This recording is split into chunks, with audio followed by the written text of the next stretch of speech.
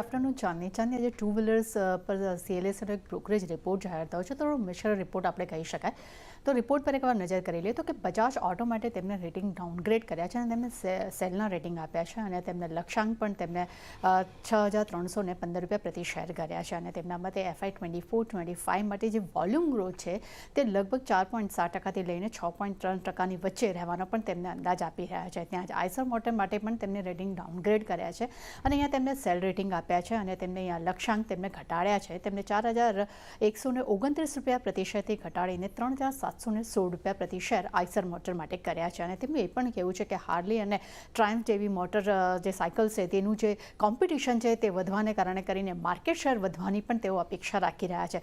સાથે તેમનું એ પણ કહેવું છે કે પ્રીમિયમ મોટરસાયકલ્સ અને ઇલેક્ટ્રિક સ્કૂટર સેગમેન્ટના વોલ્યુમમાં એક વધારો થયો છે, તેમાં એક સુધારો પણ જોવા મળ્યો છે. તે માટે તેમને હીરો મોટર કોર્પ જેવી કંપનીઓ માટે તેમને આઉટ પરફોર્મ રેટિંગ આપ્યું છે પણ અને લક્ષ્યાંક તેમને વધાર્યા છે.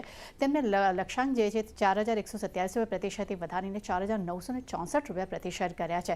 પરંતુ સામે ટીવીએસ મોટર માટે તેમને વેચવાલીની સલાહ આપી છે અને લક્ષ્યાંક અહીંયા તેમને 1,438 રૂપિયા પ્રતિ શેર કર્યા છે અને તેમના બધે FY24-25 માટે વોલ્યુમ ઘટવાની પણ તેઓ ધારણા આપી રહ્યા છે અને લગભગ 2%થી લઈને 4.1% વચ્ચે રહેવાની પણ તેઓ ધારણા આપી રહ્યા છે. એટલે સીએલએસએ તરફથી ટુ વ્હીલર સેગમેન્ટ માટે જે નેગેટિવ રિપોર્ટ જાહેર થયો છે તેનું ઇમ્પેક્ટ આજે દિવસભર પણ આપણને જોવા મળ્યું છે.